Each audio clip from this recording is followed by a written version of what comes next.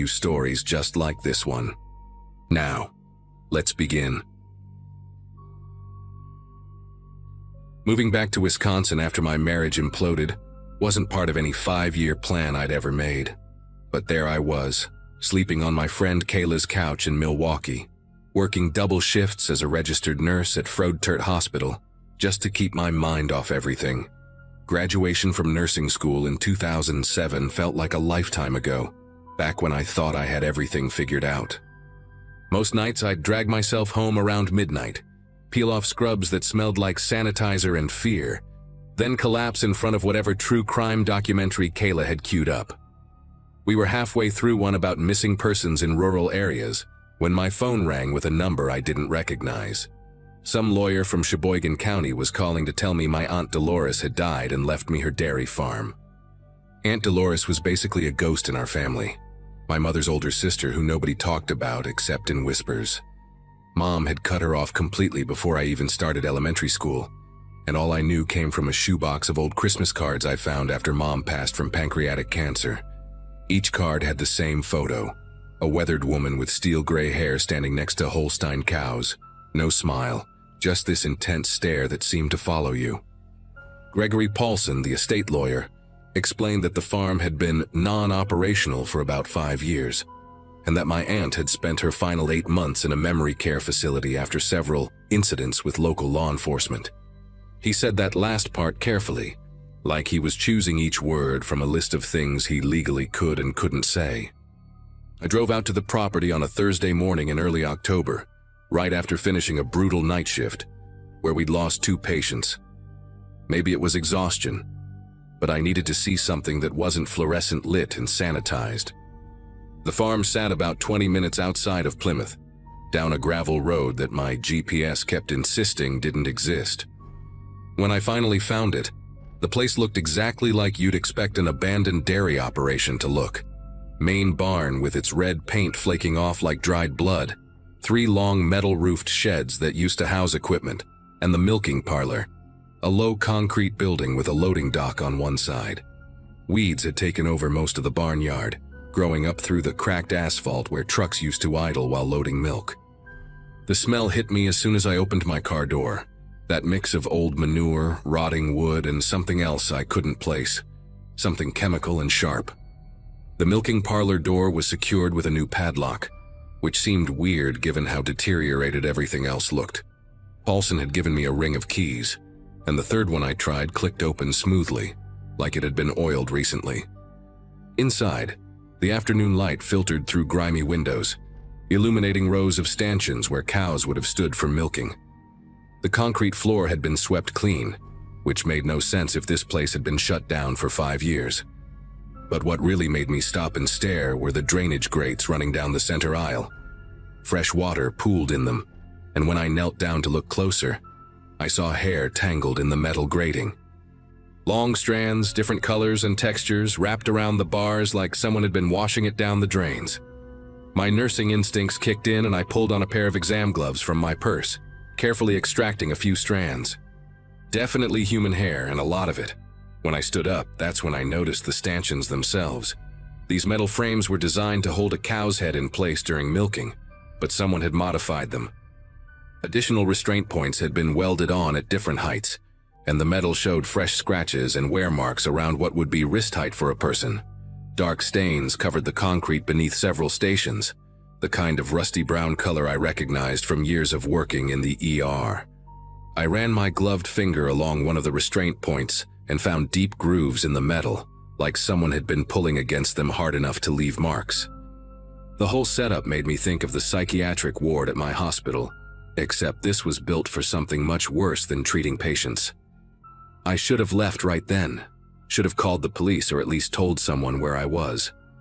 But I kept exploring, drawn by that same morbid curiosity that makes you slow down at accident scenes. The old milk tank room was next to the parlor, and when I pushed open the heavy steel door, the smell of industrial disinfectant nearly knocked me over. Someone had been using bleach, gallons of it, recently enough that my eyes started watering. The bulk tank that would have held thousands of gallons of milk had been ripped out, leaving just the refrigeration units along the walls. But those were running, humming steadily in the darkness, their compressors clicking on and off like they were maintaining a specific temperature. When I found the light switch, what I saw made me grab the doorframe for support. The floor had been marked with tape, creating lanes and numbered sections like a morgue. Back at the main farmhouse, I found it locked up tight with boards over most of the windows, but there was a broken basement window around back, and I managed to squeeze through after clearing away the glass. The basement was full of old farm equipment and molding boxes, but a clear path had been worn through the dust to a door I hadn't noticed at first. Behind it was a small room my aunt had apparently used as an office, and it was the only clean space I'd found so far. File boxes lined one wall, each labeled with dates going back 3 years. The most recent one, dated just 9 months ago, was still on a card table in the middle of the room. Inside were dozens of spiral notebooks, the kind you'd buy at any dollar store, filled with my aunt's cramped handwriting. Each entry was dated and timed, like a security log. The entries started normal enough. Complaints about kids breaking into the barn, finding beer cans and cigarette butts. But by the second notebook, her tone had changed. She wrote about hearing diesel engines at night, seeing lights in the milking parlor when she'd go to check. She'd called the sheriff multiple times, but they'd stopped responding after a while. One entry from January really stood out. "They're using my farm for processing. I can smell the chemicals. Saw 3 vans tonight, the kind with no windows. They stayed for 4 hours. When they left, I found blood in the drain troughs. Not animal blood." She'd even taken photos, printed on regular paper and stapled to the pages. Grainy night shots of vehicles, close-ups of tire tracks, and one that made my throat close up. A blurry image of people in white coveralls wheeling gurneys from a van into the milking parlor. I spent hours in that basement office, reading through my aunt's documentation. She'd been meticulous, recording license plates, physical descriptions of anyone she saw, even sketching maps of where vehicles parked. In February, she wrote about following one of the vans into town and losing it near the industrial district. She'd gone to the police again with her evidence, but they threatened to have her committed if she didn't stop harassing them with her delusions. That's when her entries got desperate. She started writing about setting up cameras, about confronting these people herself. The last entry was dated March 15th. "They know I've been watching. Found a note under my door this morning. Just a medical bracelet with my name already printed on it. The kind they use at the state hospital. I'm packing what I can and leaving tonight." But she never made it out. According to the legal documents Paulson had given me, she was picked up by sheriff's deputies that same night, March 15th, after concerned neighbors reported her acting erratically in town. She'd been committed for psychiatric evaluation and never left the facility. I sat there in her makeshift office, surrounded by her proof that she wasn't crazy, and felt rage building in my chest. They'd silenced her, made her look insane, and kept using her property for whatever horror show they were running. I grabbed the most recent notebook and the photos, shoving them into my bag. If I could get this to the right people, maybe someone would finally listen. That's when I heard it. The unmistakable rumble of diesel engines coming up the gravel drive. I killed the flashlight on my phone and crawled to the basement window, peering through the broken glass. 2 refrigerated trucks were backing up to the loading dock of the milking parlor, their reverse lights cutting through the dusk. Behind them, a white panel van sat idling, no markings, no plates I could see from this angle. 4 people in white hazmat suits climbed out of the van, and one of them was carrying what looked like a medical cooler, the kind we use for organ transport. They moved with practiced efficiency, like they'd done this hundreds of times before. One of them punched a code into a keypad I hadn't even noticed on the loading dock door, and it rolled up smoothly. The interior lights blazed on, and for just a second I could see inside. Rows of stainless steel tables that definitely weren't there when I'd explored earlier. My car was parked right out front, visible to anyone who looked. They had to know someone was here. I tried to control my breathing, pressing myself against the cold basement wall, when I heard footsteps on the porch above me. The front door opened, which shouldn't have been possible since I'd left it locked. Whoever was up there knew their way around this house. I could hear them walking through the rooms, methodical, checking each one. The footsteps stopped directly above the basement door. I held my breath, gripping the notebook like it might protect me, and watched the doorknob at the top of the basement stairs slowly start to turn. That's when my phone, still in my hand from using the flashlight, lit up with an incoming call. Kayla's face filled the screen, and her ringtone echoed through the basement like an alarm. I fumbled to decline the call, but it was too late. The door flew open and heavy boots thundered down the stairs. I scrambled through the broken window, feeling glass tear through my palms, and ran harder than I ever have in my life. Behind me, someone shouted, and I heard more footsteps joining the chase. I made it to my car, keys already in my hand, and peeled out of there so fast the tires threw gravel against the barn. In my rearview mirror, I saw two figures in white hazmat suits standing in the driveway, not running, just watching. They knew they didn't need to chase me. As I hit the main road, my phone buzzed with a text from an unknown number. Just a photo of my hospital ID badge, the one I'd thought I'd lost last month, along with my current address at Kayla's apartment. I drove straight to the FBI field office in Milwaukee. The notebooks and photos spread across my passenger seat. They listened, took my evidence, and said they'd investigate. 2 weeks later, an agent called to tell me they'd found the farm completely cleaned out. No trace of anything I'd described. The refrigerated trucks, the modifications to the stanchions, even the tape markings on the floor, all gone. They suggested I might have misinterpreted what I'd seen, that grief and exhaustion can play tricks on the mind. But I know what I saw, and more importantly, I have my aunt's documentation to prove it. I've since moved 3 times, changed jobs twice, and I still get texts sometimes, always from different numbers, always just photos. My new apartment building, my new workplace, the coffee shop I go to every morning. They're letting me know they're watching, waiting for me to make the same mistake my aunt did. The difference is, I'm not going to the local police.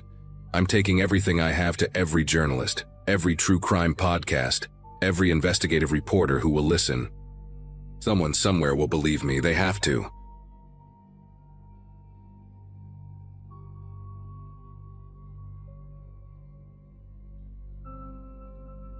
My grandfather built our farm in Nebraska back when Eisenhower was president, and I took it over from my dad about 12 years ago when his arthritis got too bad to keep going. Just me, my wife Melissa, and our 2 boys running 800 acres of corn and soybeans outside a town so small. You'd miss it if you blinked driving through.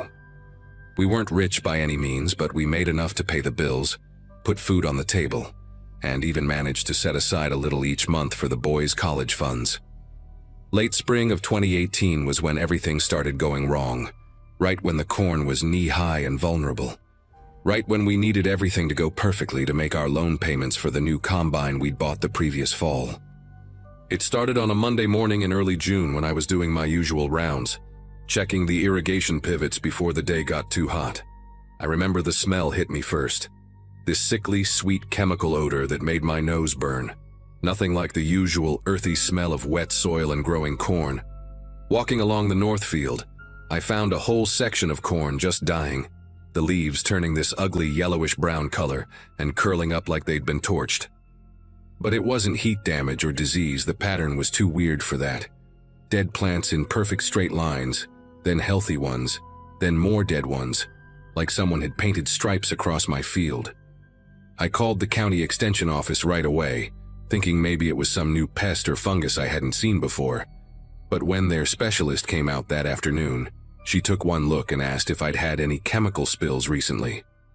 We spent the next 3 days testing soil samples and checking every piece of equipment on the farm. Nothing made sense until Thursday when more plants started dying, this time in the west field where a different irrigation line ran. The extension specialist brought in someone from the state agriculture department, a guy named Frank who'd seen pretty much everything in his 30 years on the job.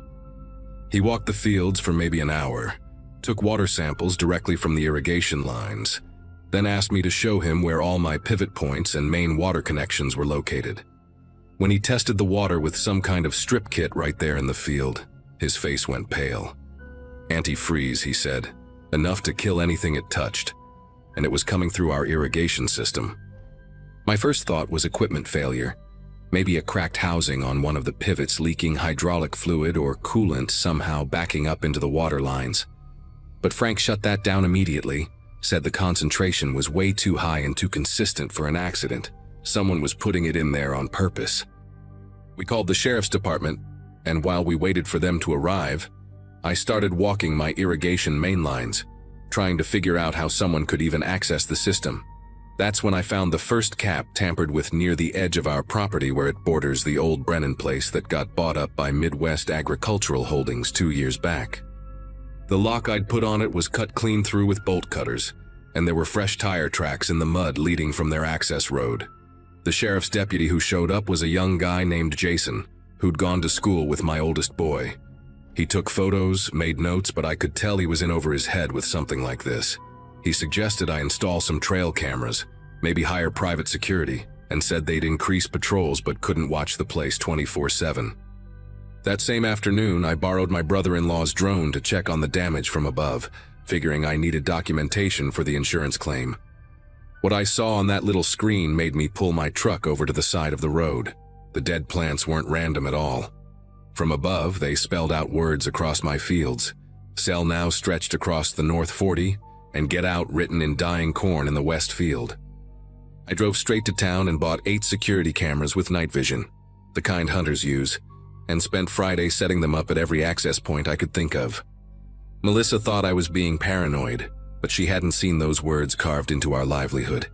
That night I barely slept, checking the camera feeds on my phone every hour, walking the perimeter with a flashlight and my dad's old shotgun. Nothing happened Friday night or Saturday, but Sunday around 3 in the morning, one of the cameras triggered. The footage was grainy but clear enough to see a figure in dark clothes carrying what looked like a 5-gallon bucket, heading straight for one of our irrigation access points.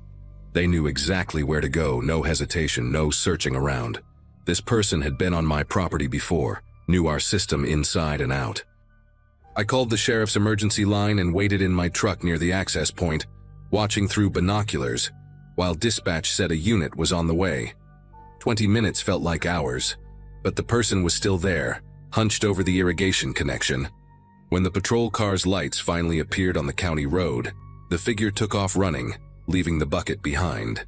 They disappeared into a drainage culvert that ran under the road toward the Midwest Agricultural property. The deputy, same young Jason from before, collected the bucket, which still had about 2 gallons of antifreeze in it, but by the time backup arrived to search the area, whoever it was had vanished. Jason mentioned something interesting though. Said those old drainage tunnels connected half the farms in the county, built back in the 60s for flood control. Most farmers had sealed their ends years ago, but apparently not everyone. Monday morning, I decided to do my own investigating.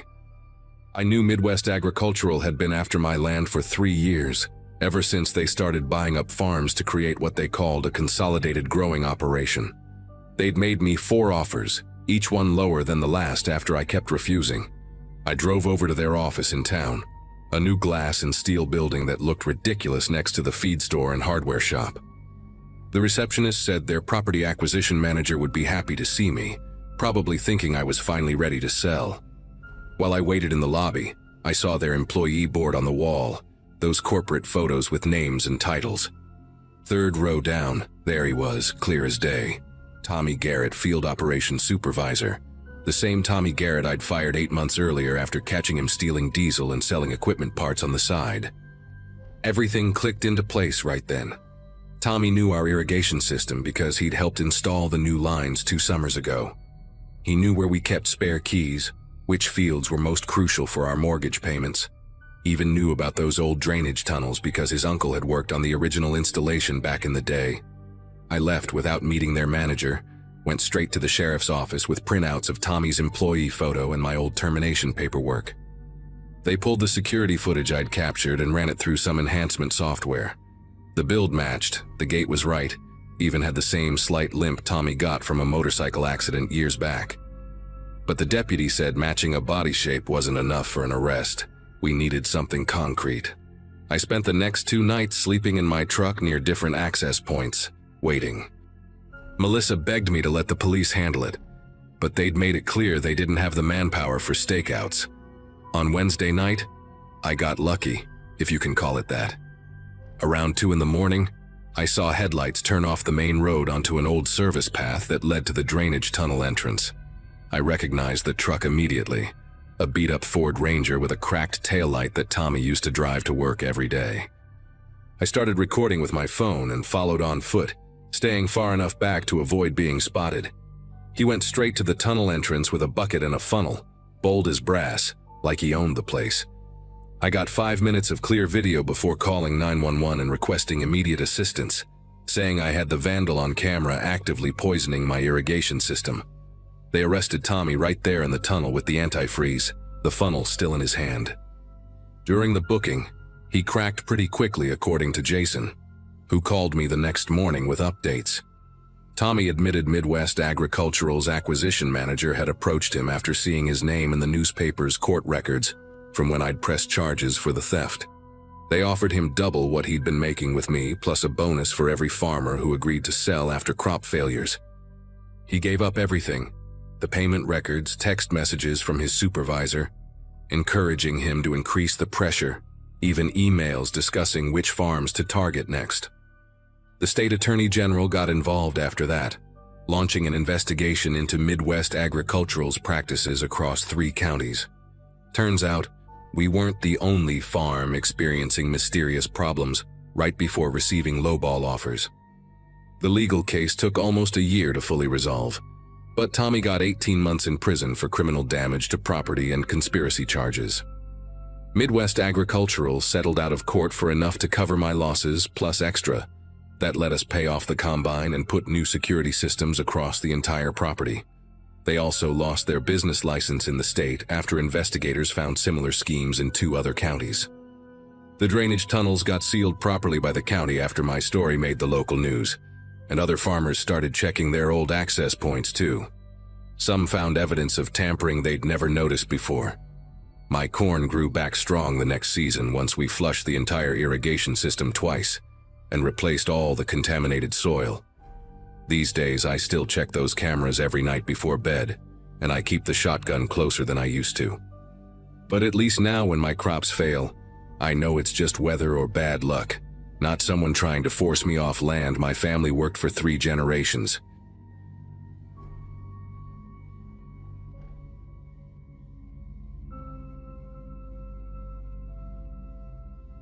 Route 47 runs through farmland for about 60 miles before it hits any real town.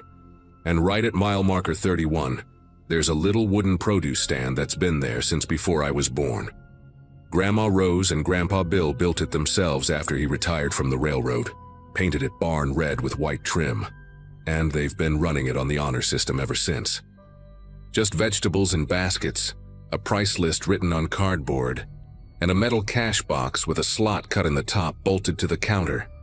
No cameras, no locks on the vegetables, just pure trust that people would pay what they owed. For 37 years, it worked perfectly. Folks would stop by, grab their tomatoes or corn or whatever was in season, drop their money through the slot, and drive off. Some regular customers even left notes thanking them for the best squash in the county, or asking them to save a dozen ears of corn for Sunday dinner.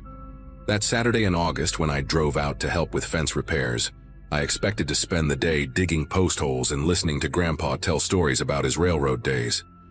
Grandma Rose met me at the door in her sunflower apron, but instead of her usual cheerful greeting, she grabbed my arm and pulled me into the kitchen, where Grandpa was sitting at the table with a manila envelope in front of him. His jaw was clenched, the way it gets when he's trying not to show he's upset, and he pushed the envelope across the table toward me without saying anything. Inside were 5 photographs, all taken in their bedroom while they slept. The first one showed them from the doorway, covers pulled up to their chins. Grandma's white hair spread across the pillow. The second was closer, focused on Grandpa's nightstand where his heart medication was lined up next to his reading glasses and the old wind-up alarm clock they'd had since their wedding. The third showed Grandma's side of the bed, her breathing machine on the table, the cord running to her face. The fourth was taken from the foot of the bed, showing both their faces slack with sleep. The fifth one made my chest tighten. It was shot from directly above them, as if someone had been standing right there, leaning over their bodies in the dark. Grandpa said they'd found the envelope that morning when they went to collect yesterday's earnings. Maybe $300 worth of vegetables sold, but not a penny in the box. Just the envelope, folded tight to fit through the slot. What scared me most was how recent the photos looked. Grandma had just gotten that new quilted bedspread with the yellow roses last week, and there it was in every picture. These weren't old photos someone had found somewhere. Someone had been in their house within the past few days, maybe even last night, walking through their hallways, standing over them while they slept, close enough to smell Grandpa's aftershave on the dresser, close enough to read the labels on Grandma's pills. They hadn't heard anything, hadn't noticed any broken locks or jimmied windows. Their old lab, Butterscotch, who usually barked at every passing car, hadn't made a sound. Whoever took these pictures knew exactly how to get in, knew exactly when my grandparents would be deepest in sleep, knew that Grandpa took his hearing aids out at night and wouldn't hear footsteps on those creaky stairs. I wanted to call the police right away, but Grandpa had already tried that. Deputy Hanson came out, took a report, looked at the photos, checked the doors and windows, and basically told them there wasn't much he could do. No theft, technically. No property damage. No direct threats made. Just someone being creepy, he said. Probably local kids playing a sick prank before school started back up. He suggested they install motion lights and maybe get a security camera for the produce stand, then drove off in his cruiser, leaving my 81-year-old grandparents to figure out how someone had been walking around their bedroom while they slept. Grandma Rose kept staring at that fifth photograph, the one from above, and she quietly asked me if I could stay the weekend. Her voice had this tremor I'd never heard before, not even when she was telling me about her cancer diagnosis 2 years back. She said she couldn't shake the image of someone standing there, breathing in the dark above them, maybe reaching out a hand toward their faces, maybe thinking about doing something worse than just taking pictures. Of course I said yes, and we spent the rest of that morning changing all the locks, me driving to the hardware store 3 towns over because Grandpa insisted on getting the expensive deadbolts, the ones that couldn't be picked. While I was installing them, I kept thinking about the logistics of those photos. Their bedroom was on the 2nd floor, at the end of a hallway that creaked with every step. You had to pass 3 other doors to get there, including the bathroom with its noisy pocket door that Grandpa kept meaning to fix. The stairs had their own symphony of squeaks and groans that I could map out from memory. 3rd step from the bottom, 7th, and the very top one that sounded like a gunshot if you hit it wrong. Yet someone had navigated all of that in complete silence, spent enough time in their bedroom to take 5 different photos from 5 different angles, and left without disturbing anything. Not a picture frame out of place, not a drawer cracked open. Nothing except those photographs left in exchange for a day's worth of hard-earned money. That afternoon, while my grandparents tried to maintain their normal routine in the garden, I decided to check out the old barn behind the house.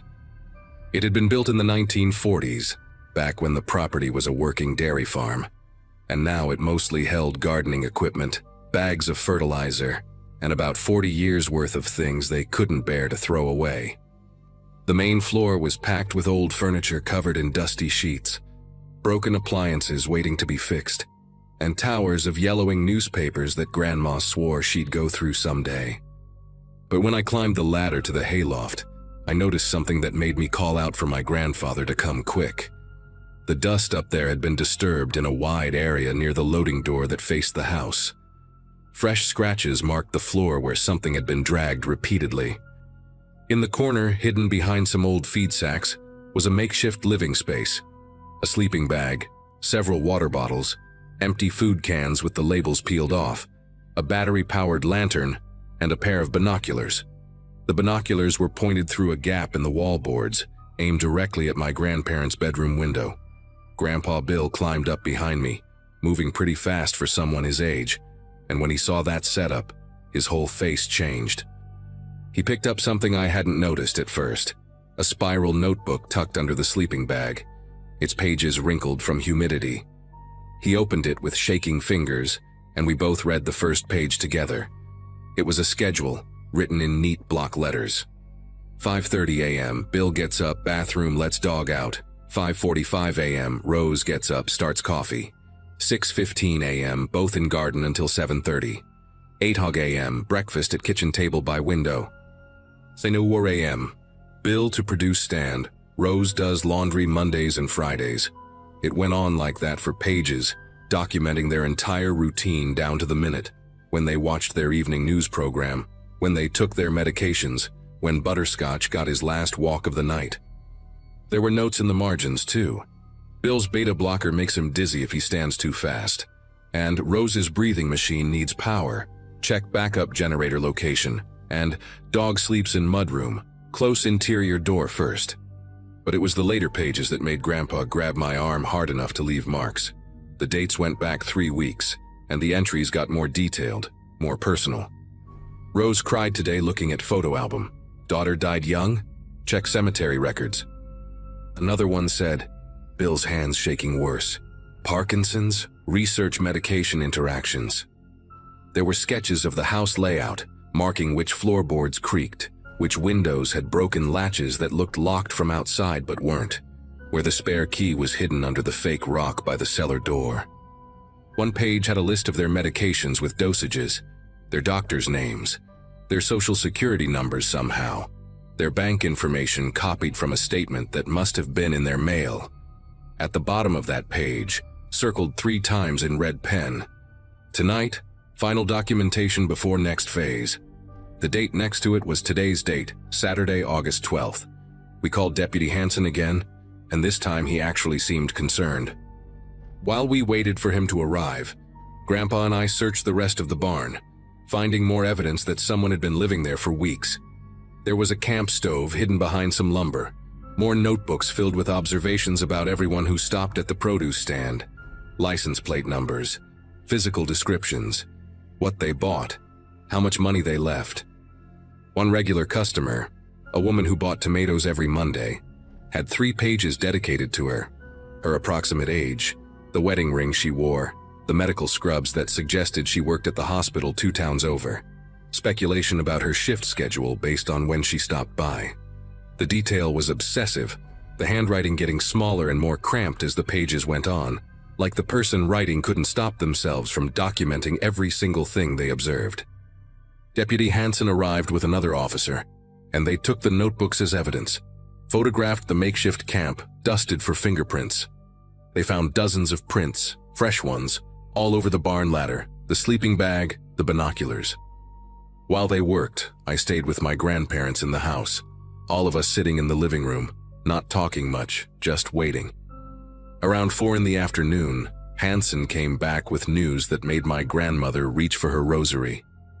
The fingerprints matched a man named Claude Brenner, who had been released from the state psychiatric facility 6 weeks ago. He'd been institutionalized for 5 years after being found guilty but mentally ill in a case involving an elderly couple in another county. He'd convinced them he was their grandson who died in infancy, lived with them for 2 months, slowly taking over their lives, their finances, until a neighbor noticed something was wrong and called the authorities. The couple had been so confused by then, so medicated with drugs he'd been slipping into their food, that they couldn't even remember their own names. The police put out an immediate alert and stationed an officer at the house, but Brenner was already gone. They found him 3 hours later at a bus station 40 miles away, carrying a backpack with my grandparents' photos, more notebooks, and a bottle of crushed pills that matched Grandma's heart medication mixed with something else the lab would later identify as a powerful sedative. He'd been grinding them together, planning to put them in something, probably their food or the water bottles they kept by their bed. The arrest was quiet. He didn't resist, didn't say anything, just stared at the officers with this blank expression that Deputy Hansen later described as the most unsettling thing he'd seen in 20 years of police work. During the booking, they found more photographs in his pockets, not just of my grandparents, but of 3 other elderly couples in neighboring counties, all with produce stands or farm stores, all running on trust and honor systems, all with detailed notes about their routines, their medications, their isolation from neighbors, their vulnerability. My grandparents moved in with me after that. They couldn't stay in that house, couldn't sleep in that bedroom knowing someone had stood over them in the dark, documenting their every breath. The produce stand stayed closed for the rest of that summer and never reopened. Grandpa took down the hand-painted sign himself, his hands steady for once, and burned it along with those photographs in a barrel behind the barn. Brenner went back to the psychiatric facility, this time with no possibility of release, but the damage was done.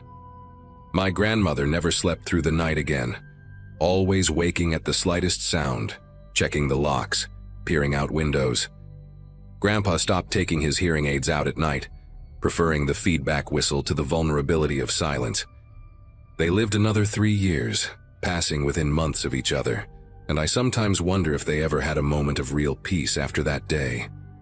The house sold to a young family who knew nothing about what had happened there, and I drive past sometimes, seeing kids playing in the yard where the produce stand used to be. That patch of grass where trust died one August morning, when photographs replaced money in a simple wooden box.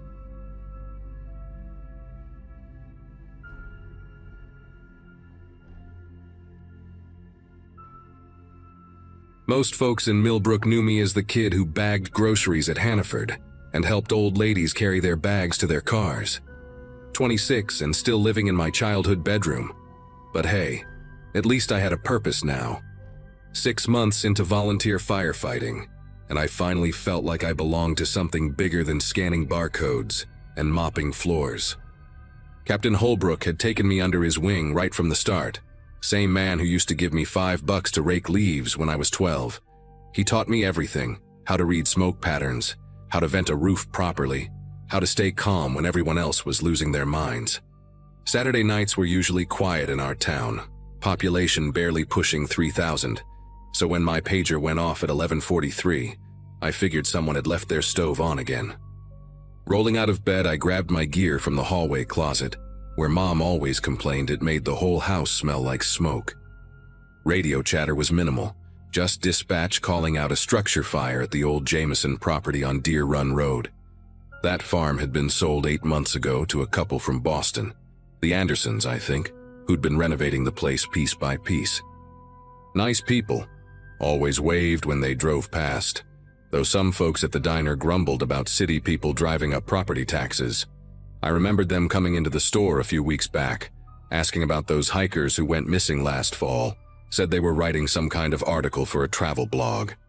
Strange thing to write about, but city people had different ideas about interesting topics, I guess. As I pulled on my boots, something nagged at me about that property, about how the previous owners, the Greenwalds, had left so suddenly last year, supposedly for a job opportunity in California, leaving half their furniture behind. My pickup struggled to start in the cold, engine turning over 3 times before finally catching. Deer Run Road was 15 minutes out, winding through pine forest and past the old quarry, where teenagers used to party before that girl drowned there in '98. No other volunteers had responded yet, according to dispatch, which wasn't unusual for a Saturday night when half the department was probably at Moose Lodge or already 3 beers deep at home. The scanner crackled with updates. Fully involved structure, barn not the main house, no injuries reported. Good. At least the Andersons were safe. But as I drove, I kept thinking about the other fires we'd had recently. The Nguyens' tool shed in September, that nice black family's gazebo, the Washingtons, just after Labor Day. All newcomers to town, all within their first year here, all ruled accidental by the state fire marshal. Captain Holbrook had handled the reports himself, said it was probably just coincidence, maybe faulty electrical work by the same cheap contractor. When I crested the hill before the property, orange light painted the sky like a wound against the darkness. The barn was fully engulfed, flames shooting 30 feet through the collapsed roof. But something was wrong with the scene. No other trucks, no flashing lights, just my headlights cutting through smoke that drifted across the gravel driveway. The Andersons' house sat dark about 200 yards away. No lights on, no cars in the driveway. Nobody standing outside watching their building burn. Protocol said to wait for backup, never go interior alone. But I could hear the structure groaning, beams cracking like gunshots in the heat. Around back, I noticed a stone foundation separate from the barn. An old root cellar, probably original to the property. The metal door was propped open with a rock, smoke lazily pooling out but no flames visible. If there was anything salvageable, any family heirlooms or equipment the Andersons had stored, it would be down there, and I had maybe 10 minutes before the whole structure came down on top of it. The cellar steps were carved limestone, worn smooth by a century of footsteps, and the temperature dropped 20 degrees as soon as I descended. My flashlight beam cut through the haze, revealing a space about 12 by 15 feet, stone walls sweating with moisture and heat from above. What I saw there made me stop breathing. The walls were lined with mason jars, dozens of them on wooden shelves, but they weren't filled with preserves or vegetables. Each jar contained personal effects: watches, rings, wallets, car keys with rental tags still attached. Polaroid camera sat on the middle shelf, next to stacks of photographs rubber-banded together. I pulled out one stack, and my light caught faces I recognized. The Greenwalds at what looked like a town meeting, circled in red marker. The Nguyens at the farmer's market, same red circle. The Washingtons at the 4th of July parade just 2 months ago. Every photo showed newcomers to town, all circled, all with dates written on the back in careful handwriting I knew too well. My legs went weak when I saw the far wall. Children's backpacks hung on hooks, names written on tags: Amy Greenwald, age 7, David Nguyen, age 9. Below them, a milk crate filled with toys still muddy from wherever they'd been buried, a pink bicycle helmet with unicorn stickers, a Nintendo Switch with property of Alex Washington etched on the back. These families hadn't moved away for new jobs or better schools. They never left Millbrook at all. In the corner, 3 blue tarps covered shapes I didn't want to identify, flies buzzing despite the November cold. The smell hit me then, sweet and cloying, cutting through the smoke. I grabbed the Polaroid camera and as many photos as I could stuff into my jacket, knowing nobody would believe me without proof. That's when I heard the footsteps on the limestone stairs, slow and deliberate, and Captain Holbrook's voice calling down, asking if I'd found anything interesting.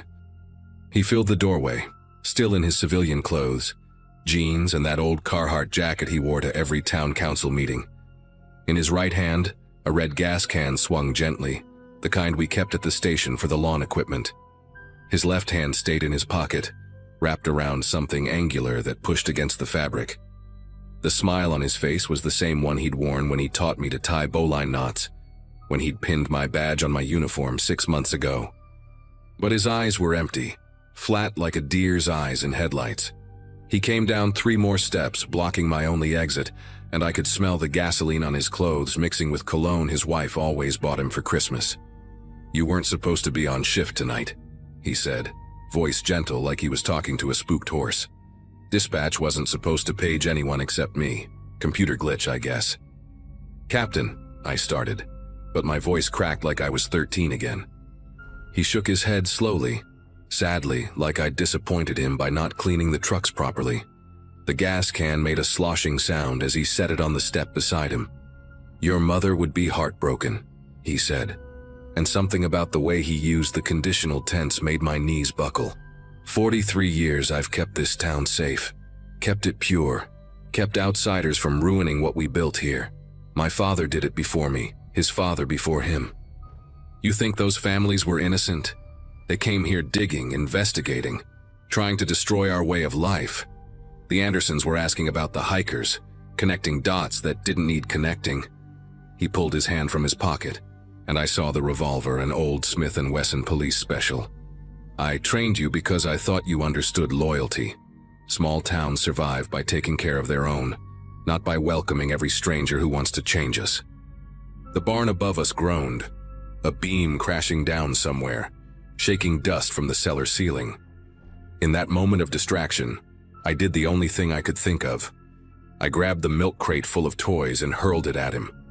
Plastic and metal scattered across the stairs as he stumbled backward, the gun firing once into the stone wall beside my head, chips of rock stinging my face.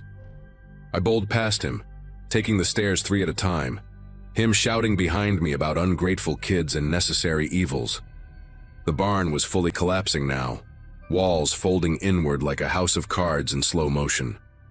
I sprinted to my truck, fumbling for keys with numb fingers, the Polaroids burning against my chest inside my jacket.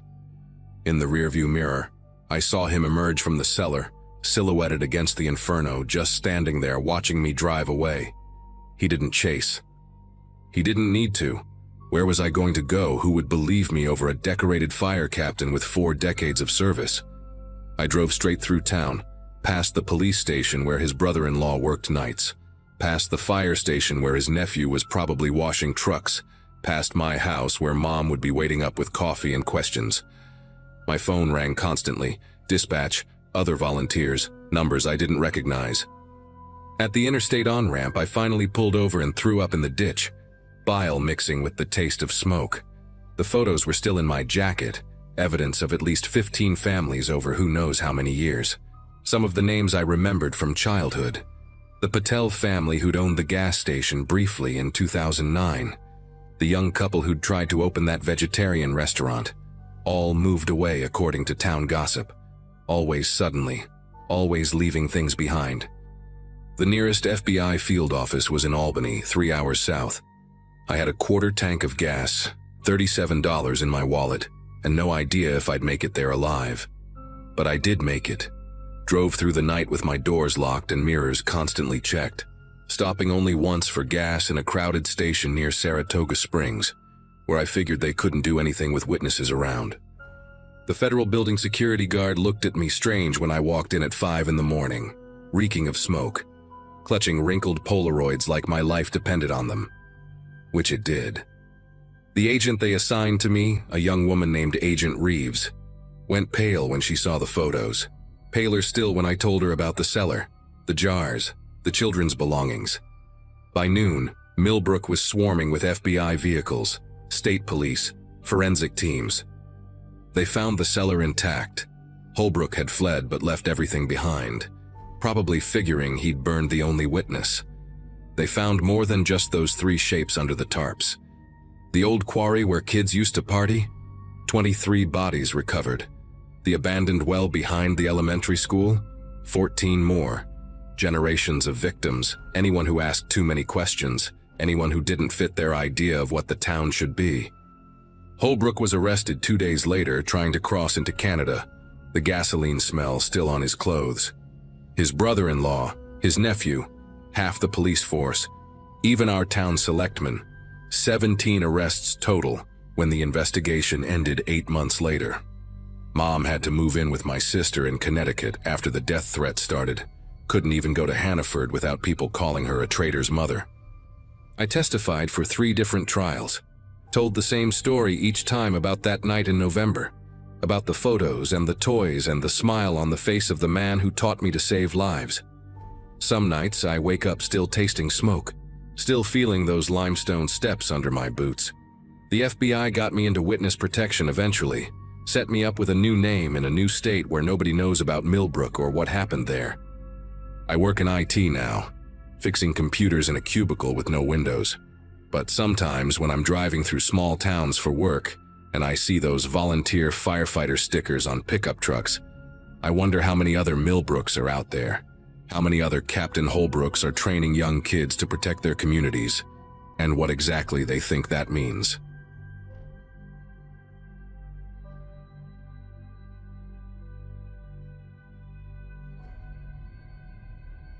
When my sister Vanessa called about splitting the cost on a farmhouse rental for our parents' 40th anniversary, I figured it would be one of those awkward but necessary family obligations.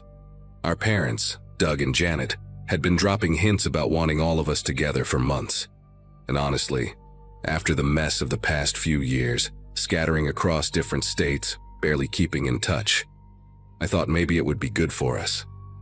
The place Vanessa found was listed as a century-old farmhouse on 80 acres in rural Pennsylvania, about 3 hours from Philadelphia where I live.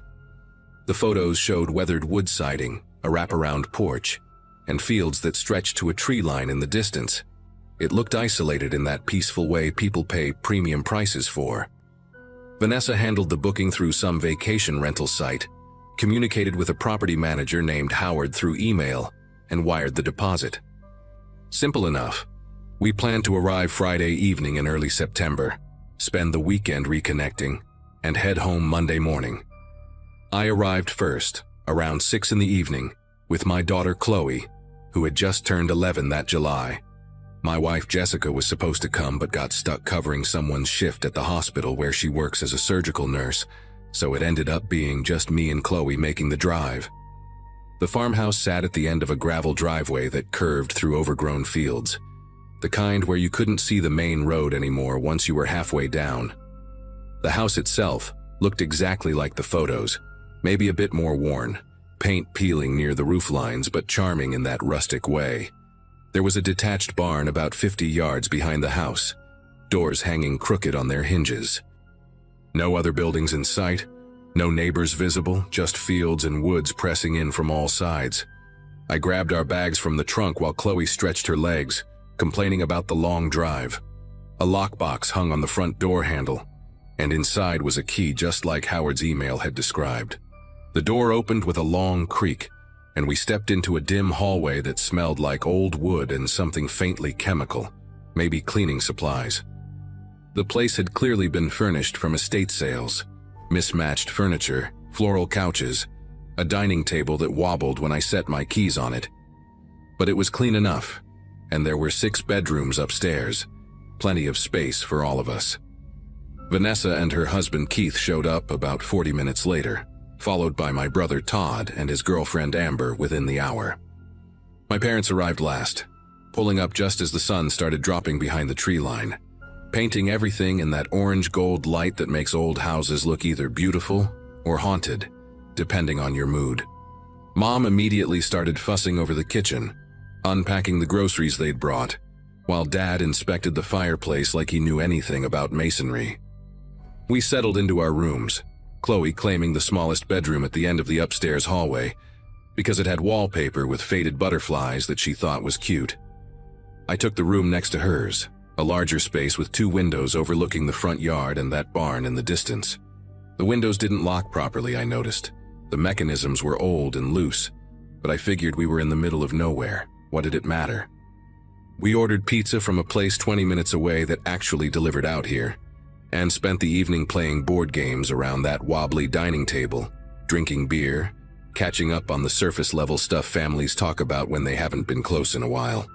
Everyone seemed tired from the drive, so by 11 we'd all headed to our rooms. Around 2 in the morning, I woke up to Chloe standing in my doorway. The hallway light was off, but enough moonlight came through my window that I could see her silhouette, small and still, not moving. I sat up, immediately alert the way you get when your kid appears in the night, thinking she might be sick or had a nightmare. But when I asked what was wrong, she just stood there for a few seconds before saying in this flat voice that someone was watching her window. Not that she thought someone was outside, not that she heard something, but that someone was watching her window. The way she said it, so matter-of-fact, made the hair on my arm stand up. I got out of bed, walked her back to her room, and checked the window. Nothing outside but darkness and the faint outline of the barn. The field stretched empty under the moon. I told her it was probably just the unfamiliar place. Strange houses always feel weird the first night, and she climbed back into bed. But she kept staring at the smoke detector on her ceiling, this round white plastic thing mounted right above the foot of her bed. She said it looked like it was pointing at her. I laughed it off, told her smoke detectors don't point anywhere, they just sit there. But even as I said it, I found myself looking at the thing. It did seem angled somehow. Not flush with the ceiling, but tilted slightly downward. Probably just installed wrong. I kissed her forehead, told her to try to sleep, and went back to my room. But I left both our doors open just in case. Saturday morning started normal enough. Mom made breakfast, scrambled eggs and toast, while Dad complained about the coffee maker being too complicated. Chloe seemed fine, chattering with Amber about some video game, and I figured the night fears had passed like they usually do in daylight. We spent the morning exploring the property, walking through the fields, checking out the barn, which was mostly empty except for some rusted farm equipment and bird nests in the rafters. Todd found an old well that had been covered with rotting boards, and we all agreed to steer clear of it. The weather held perfect, clear and warm, and for a few hours it actually felt like the relaxing family weekend Vanessa had promised. But then, while we were having lunch on the porch, Chloe brought it up again. She was picking at her sandwich, not really eating, and suddenly asked if anyone else's room had a smoke detector that looked weird. Vanessa laughed and said all smoke detectors look weird. They're just plastic discs. But Chloe insisted, said hers looked different, like it had a dark spot in the center like a little black circle. Keith, who works in building inspection or something like that, got curious and said he'd take a look. We went upstairs, the whole group of us trailing behind like it was some kind of expedition, and Keith stood on Chloe's bed to examine the detector up close. He went quiet for a long moment, tilting his head, and then he carefully twisted the detector off its mounting bracket. The thing came away from the ceiling with a plasticky click, and Keith turned it over in his hands, studying it. Then he looked at me with this expression I couldn't quite read, somewhere between confused and concerned, and said there was definitely a camera lens embedded in the center. A tiny one, maybe 4 millimeters across, positioned right where the detector's indicator light should be. For a second, nobody said anything. Vanessa made a joke about paranoid landlords checking for parties, but her voice had that edge to it, that nervous laugh people do when something isn't actually funny. Keith unscrewed the back panel, revealing a small circuit board, a battery pack, and what looked like a memory card slot. This wasn't some cheap nanny cam you buy online. This was installed professionally, made to look exactly like a standard smoke detector, the kind you'd never notice unless you specifically went looking for it. My chest got tight, that feeling when your brain is trying to catch up with what you're seeing, and I immediately started thinking about Chloe sleeping under that thing, about all of us moving around the house completely unaware. Todd said we should check the other rooms right now, and we spread out through the house like we were searching for something we'd lost, except we were looking for more violations. We found 5 more. 1 in each bedroom, all disguised as smoke detectors, all positioned with clear views of the beds. Keith also found 1 in the main bathroom, tucked inside what looked like an air freshener mounted on the wall across from the shower.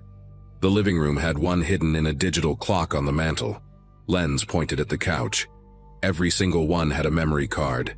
Every single one had been recording.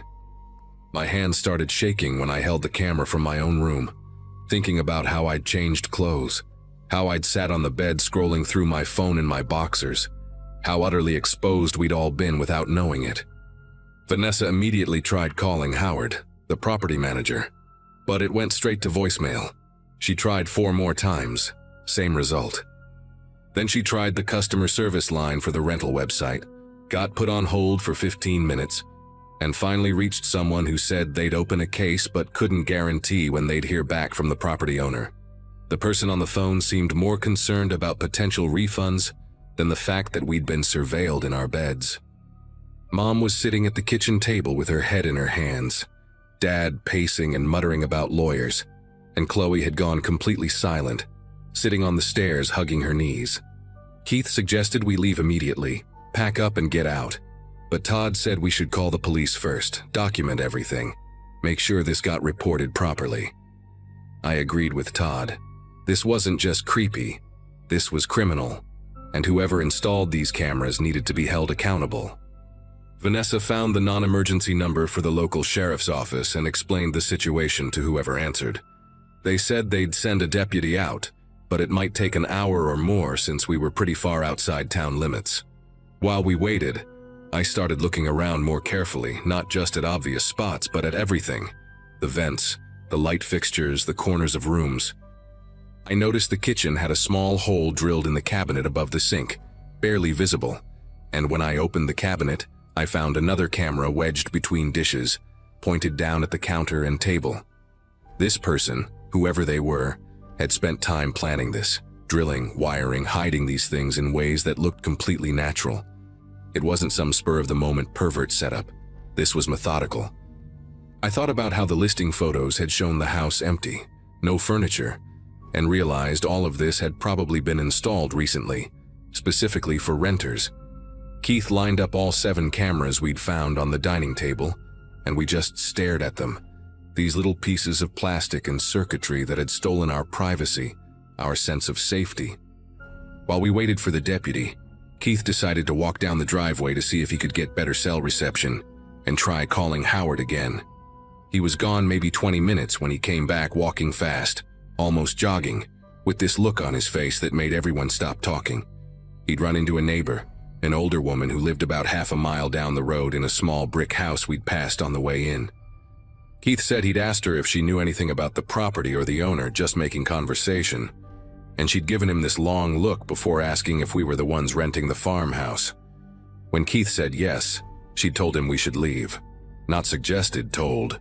She said the last 3 groups who'd rented the place had all left in the middle of the night, suddenly, without warning. She didn't know why exactly, but one family had knocked on her door around 3 in the morning looking terrified, asking to use her phone, saying they needed to call the police. She'd let them inside, but by the time any officers arrived the next morning, the family was already gone, never came back. Then she mentioned something that made my stomach turn. Said that about 2 months ago, another rental family's car was found abandoned on Route 134, about 5 miles from here. Doors open, engine still running, but nobody inside. The police searched for them, she said, but as far as she knew, they never found anything conclusive. The room went dead silent. Amber started crying, not loud, just tears running down her face, and Vanessa kept saying, "This can't be real. This can't be real," like repeating it would somehow change things. Dad wanted to know why the hell this woman didn't warn people before they rented the place, and Keith said she told him she'd tried calling the rental company multiple times, but they never took the listing down. My brain was spinning, trying to make sense of it. Were the cameras connected to something? Was someone watching in real time? The memory card suggested recording for later, but what if there was a live feed too? What if whoever installed these knew we'd found them? Todd grabbed the cameras off the table and smashed 2 of them against the floor, stomping on the pieces, like destroying them would somehow erase what had already happened. I pulled Chloe close, felt her trembling against me, and told everyone we needed to get our stuff and leave right now. Forget the deputy. Forget documenting anything. Just get out. But Mom pointed out that it was already getting dark outside, the sun dropping fast, and she didn't want to drive those narrow country roads in the dark when we were all this shaken up. Vanessa argued we should at least wait for the police, have them escort us out, make sure we were safe. The problem was nobody's phone had service anymore, not even one bar, like something had changed in the last hour. Keith checked the landline phone mounted on the kitchen wall, one of those old rotary types that seemed decorative. But when he picked up the receiver, there was no dial tone, just dead silence. That's when I noticed the cars. Through the kitchen window, I could see all 3 vehicles parked in the gravel area near the porch, and something about them looked wrong. I walked outside, the others following, and immediately saw that every single tire had been slashed, clean cuts in the sidewalls, rubber peeling away from the rims. Someone had done this quietly, precisely, while we were all inside focused on the cameras. My truck, Vanessa's SUV, my parents' sedan, all of them useless. The sun had nearly set now, just a thin line of red on the horizon, and the fields around us looked darker than they should, shadows stretching long and strange. Todd started shouting about how we needed weapons, something to defend ourselves with, and he ran toward the barn. Dad yelled at him to stay close, but Todd was already halfway there, moving fast through the tall grass. The rest of us stood frozen in the driveway, watching him disappear into the dark mouth of the barn entrance. He was inside maybe 30 seconds before we heard him scream. Not a startled yelp, but a genuine scream of terror. And then nothing. Keith and Dad ran toward the barn while I pushed Chloe and the others back toward the house, telling them to lock the doors. Don't open them for anyone. I followed Keith and Dad, my heart hammering so hard I could feel it in my throat. And when we reached the barn entrance, I grabbed a rusted piece of rebar from the ground, something solid in my hands.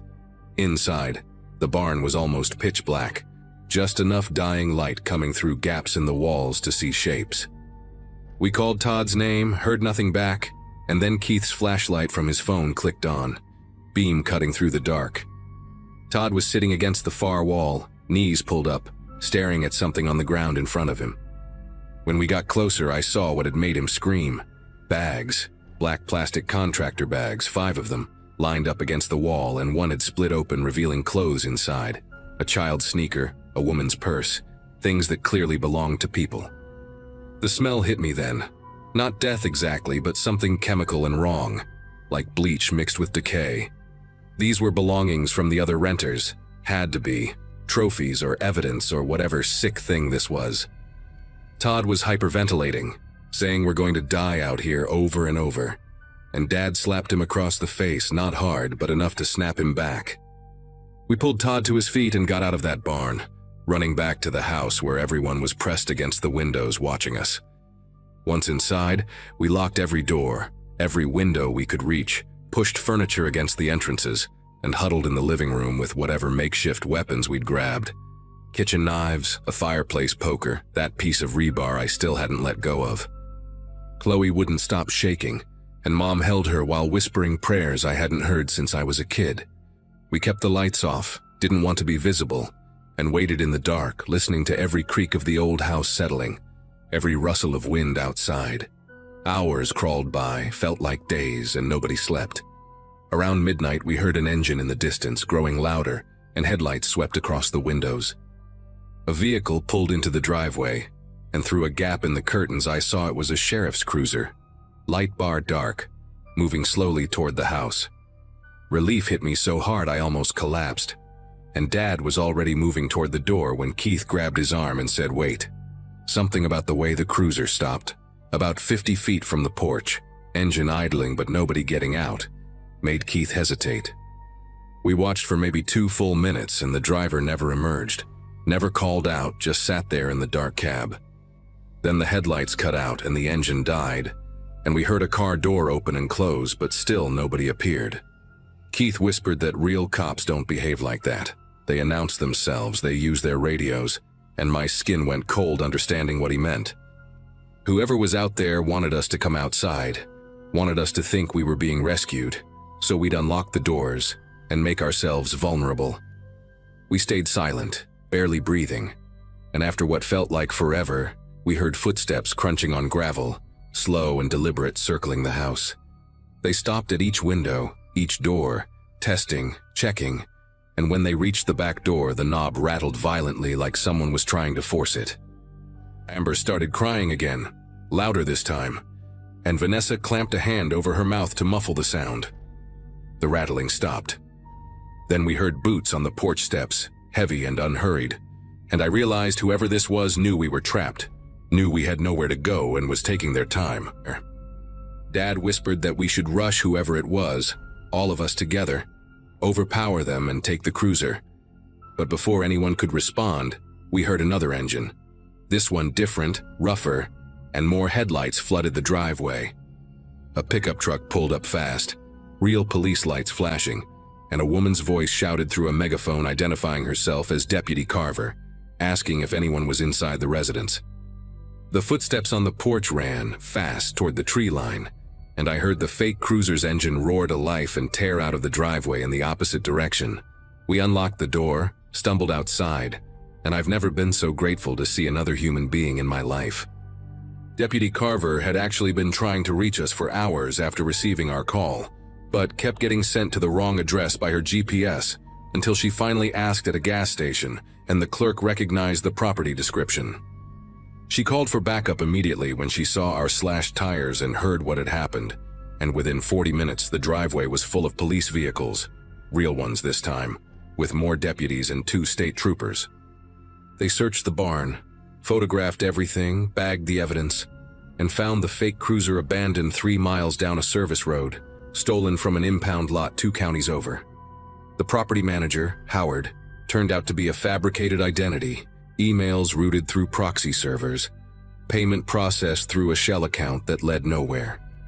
The actual property owner was an elderly man in a nursing home whose family had listed the farmhouse for sale 18 months ago, had no idea it was being rented out illegally, and was horrified when detectives showed up asking questions. They never caught whoever did this. The cameras, the surveillance, the belongings in the barn, none of it led to an arrest, just an open investigation that I check on every few months and always find the same status: ongoing. We gave statements until dawn, and the police arranged for a tow truck and a van to get us out of there. Chloe doesn't talk about that weekend, not even to her therapist, and Jessica and I decided not to push her. The rental website pulled the listing and settled with us out of court, along with 2 other families who came forward with similar stories after seeing news coverage. I still don't know what would have happened if Deputy Carver hadn't shown up when she did, and honestly, I don't want to know. What I do know is that I check every smoke detector now, every mirror, every electronic device in any place I stay, and I probably always will.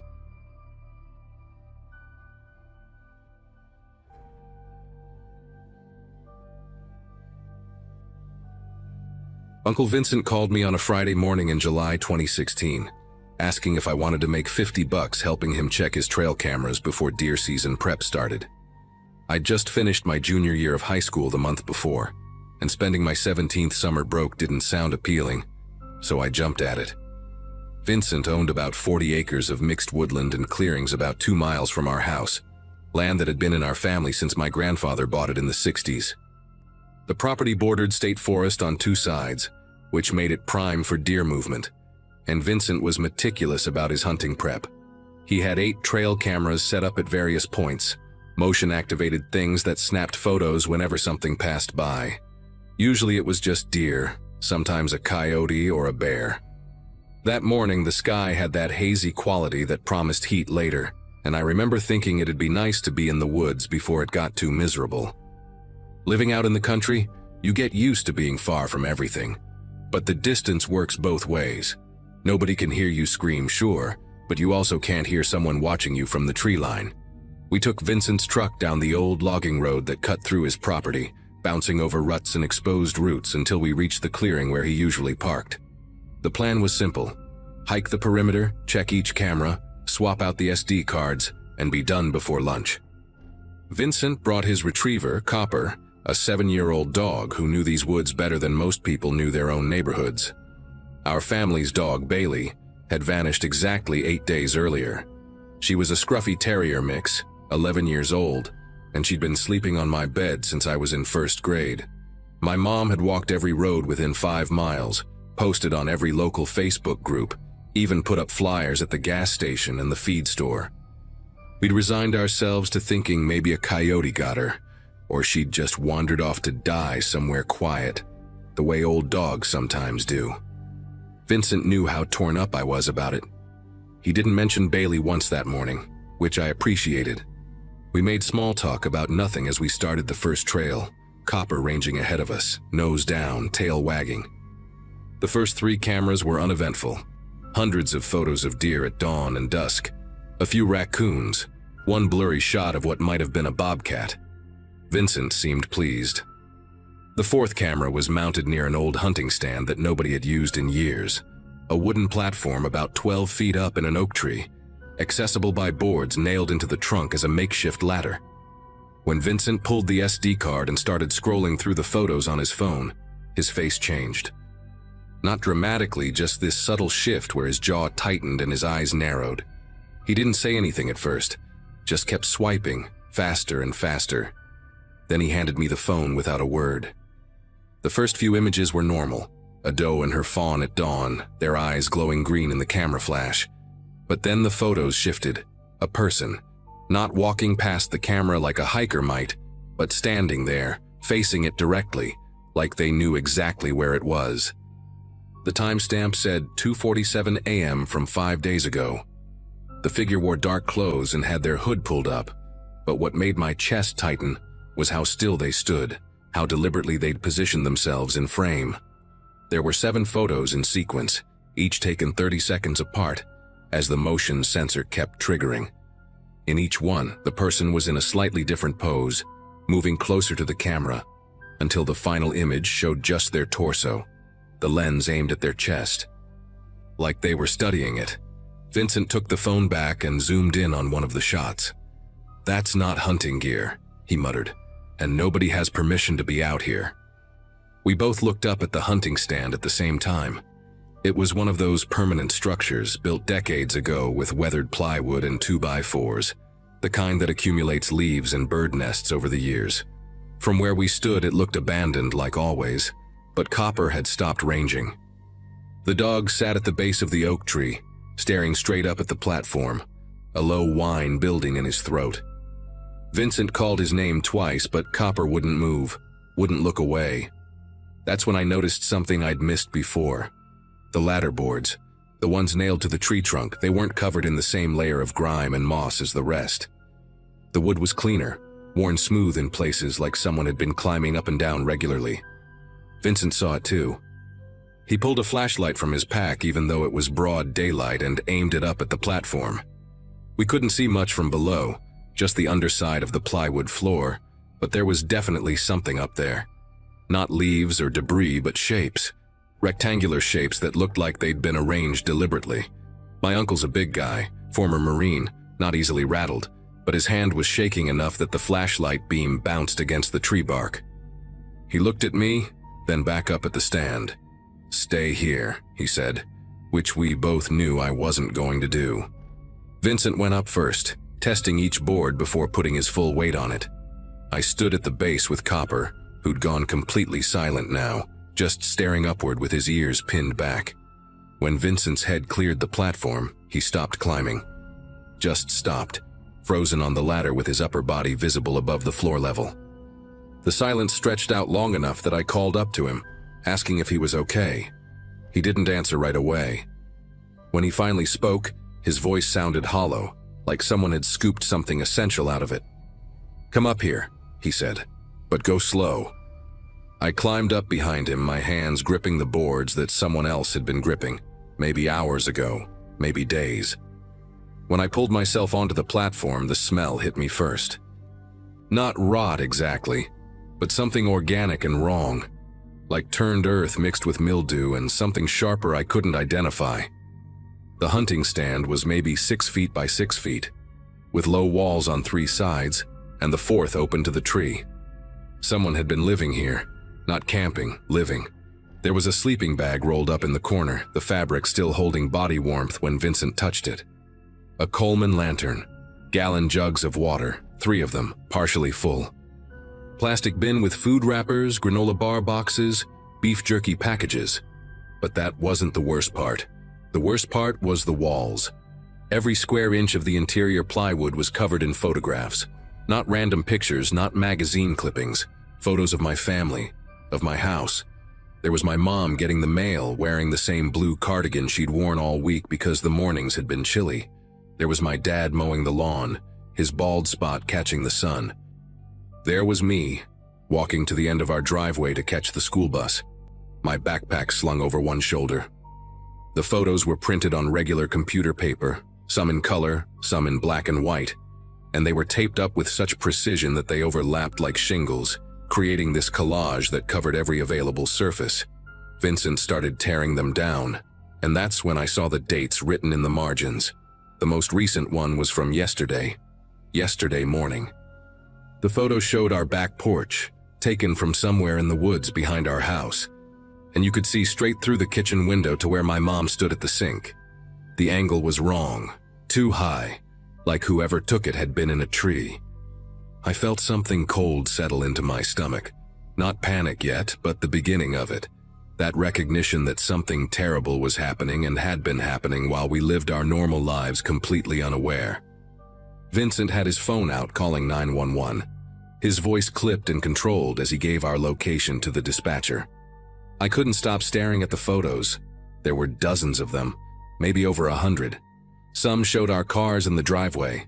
Others captured my little sister playing in the yard with her jump rope. There was one of my dad loading groceries from his truck, and you could read the date on the newspaper tucked under his arm, July 9th. That was 12 days ago. Whoever this was had been documenting us for at least 2 weeks, probably longer. I started noticing other details. A notebook, spiral-bound, sitting on top of the sleeping bag. Vincent had already bagged it in a plastic grocery sack, not touching it directly, but through the clear plastic I could see handwriting on the visible page. Notes, times and dates. 1:15 p.m., father leaves for work. 3:30 p.m., mother returns from errands. 6:45 p.m., family dinner, all visible through kitchen window. Clinical observations like we were subjects in some study. My hands were trembling now, actually shaking, and I shoved them in my pockets because I didn't want Vincent to see how scared I was becoming. The dispatcher told Vincent to get off the property and wait for police at the main road. But as we started climbing down, Copper began barking, that deep, aggressive bark he only used when something was seriously wrong. He'd moved about 20 feet from the tree and was digging frantically at the ground, dirt flying out behind him in sprays. Vincent yelled at him to stop, but Copper kept going, digging deeper, more frantic. Then he stopped abruptly and backed away, whimpering. We both walked over, even though every instinct told me not to. The hole Copper had dug was maybe a foot deep, and at the bottom, partially uncovered, was fabric. Blue fabric with white stars. I recognized it immediately. It was Bailey's collar, the decorative bandana my sister had tied around her neck the morning she disappeared. Vincent told me to get back to the truck, his voice sharp now, authority cutting through. But I couldn't move. He knelt down and carefully brushed away more dirt with his hand. And that's when we saw her, Bailey. Buried in a shallow grave right beneath the hunting stand. Her body was partially decomposed, but it was definitely her. That scruffy gray fur, the white patch on her chest. Someone had killed our dog and buried her here. The same person who'd been watching us. The same person who'd been sleeping 12 feet above her body. Vincent physically pulled me away from the grave and marched me back toward the truck, Copper following close behind. My mind was racing, trying to process everything at once and failing. Bailey didn't just wander off. Someone took her, killed her, and buried her here as what? A trophy? A warning? The walk back felt longer than it should have. Every shadow in the tree line suddenly suspect. Every bird call making me whip my head around. We reached the truck, and Vincent told me to get in and lock the doors. He stood outside with his rifle, which he'd grabbed from behind the seat, scanning the woods while we waited. The police took 18 minutes to arrive, which I know because I counted every single one of them on the truck's dashboard clock. When they finally showed up, there were 3 cars, 2 county sheriffs and a state trooper. Vincent walked them back to the hunting stand while I stayed at the truck with one of the deputies, a young guy named Collins who kept asking me questions I could barely answer because my brain felt wrapped in cotton. They processed the scene for hours. More police came, then detectives, then someone from what I assume was a crime scene unit. They took the photos, the notebook, the sleeping bag, everything. They brought dogs out to track scent trails, and that's when things got worse. The dogs led them on a path through the state forest that eventually came out on the dirt access road about a quarter-mile from the back of our property. And then the trail continued, through our backwoods, right up to the tree line behind our house. They found a spot where the underbrush had been flattened, branches arranged to create a natural blind with a clear view of our entire backyard and straight into our kitchen and living room windows. Whoever this person was, they hadn't just been living on Vincent's property. They'd been coming to our house regularly, watching us from maybe 40 yards away. The state trooper, an older woman with gray hair pulled back tight, showed Vincent and me the spot. There were footprints in the soft ground, fresh ones from recent rain. Size 11 boots, deep treads, probably hiking boots. The prints led right up to our back porch. They were on our porch. The most recent tracks were from this morning, based on how the dew had settled around them. My mom had been home alone all morning. My dad was at work, my sister at summer camp, and I'd been out with Vincent. The thought of this person standing on our porch, maybe looking through the window at my mom as she made coffee or read the newspaper, made me feel physically sick. The state trooper told us we couldn't go home yet, that they needed to secure the house and make sure nobody was inside. That possibility hadn't even occurred to me until she said it, and then it was all I could think about. They cleared the house room by room while we sat in Vincent's truck in our own driveway, watching armed officers move through our home with flashlights and drawn weapons, even though it was the middle of the afternoon. They didn't find anyone inside, but they found evidence someone had tried the back door. Scratches around the lock, fresh ones like someone had been testing it. The door had been locked, thank God, but only just barely. My mom always locked it, but sometimes she'd forget until right before bed, and apparently this person knew our routines well enough to know that. They took fingerprints from the door handle, from the hunting stand, from the water jugs. They put out an alert to surrounding counties and started going through recent reports of suspicious activity or prowlers. The detective in charge, A tired-looking man in his 50s who introduced himself as Lieutenant Owens told us the stalking appeared to have been going on for at least 3 weeks, based on the photo timestamps, possibly longer. He said cases like this, when they escalate to killing a pet, often precede more serious violence. He didn't elaborate on what more serious meant, but he didn't have to. We couldn't stay in the house that night. The police arranged for a patrol car to park in our driveway, and we packed bags and stayed at my aunt's place in town. My sister cried when we told her about Bailey, and my mom just sat on the couch staring at nothing, processing the fact that someone had been watching us for weeks. My dad spent the entire evening on the phone with a security company, arranging for cameras and a monitoring system to be installed the next day. I didn't sleep at all that night. Every time I closed my eyes, I saw those photos on the wall, that meticulous documentation of our lives, and wondered what this person had been planning to do next. They caught him 4 days later. A hiker called in a suspicious man matching the description near a trailhead about 15 miles away, and when police responded, he ran. They found him hiding in a drainage culvert with a backpack containing more photos, not just of my family but of 2 other families in the area. One was a couple who lived alone on a farm about 6 miles from us. The other was a single mother with 2 kids. He'd been watching all of us, rotating between properties, building these profiles like he was shopping. His name was Eugene Pritchard, 43 years old, with a history of stalking charges in 2 other states.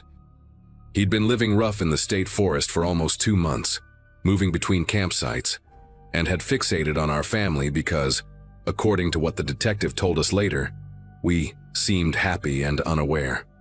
That phrase stuck with me, happy and unaware. Like our normal life was what attracted him, made us targets.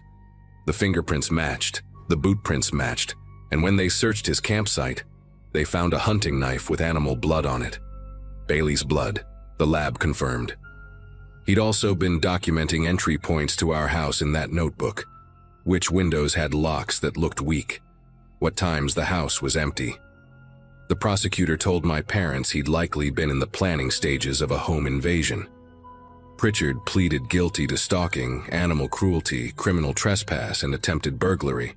He got 11 years, which seemed both like a lot and not nearly enough. We sold that house 6 months later. My parents couldn't stand living there anymore. Couldn't stop imagining him in those trees watching us every time they looked at the backyard. We moved to a subdivision in town where the houses are close together, and there aren't any woods nearby. My sister needed therapy for a year afterward, nightmares about someone watching her through her window. I still think about it sometimes, especially when I'm in unfamiliar places. That feeling of being observed without knowing it, of someone learning your patterns, your routines, the rhythm of your life. The hunting stand is gone now. Vincent tore it down himself the week after they arrested Pritchard, burned every piece of wood. But I've never been able to go back to those woods, even though they're family property. Some places get ruined by what happens in them, and that 40 acres will always be where I learned that privacy is an illusion, and that monsters don't need to be supernatural to be real. They just need patience, a camera, and the knowledge that most people never look twice at the tree line behind their house.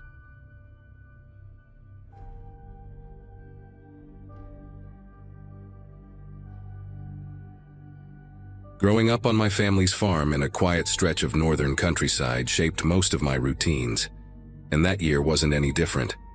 While my dad was stuck in town recovering from a back injury, I took over the harvest work alone, juggling long days between the fields, the grain shed, and the old workshop behind the house.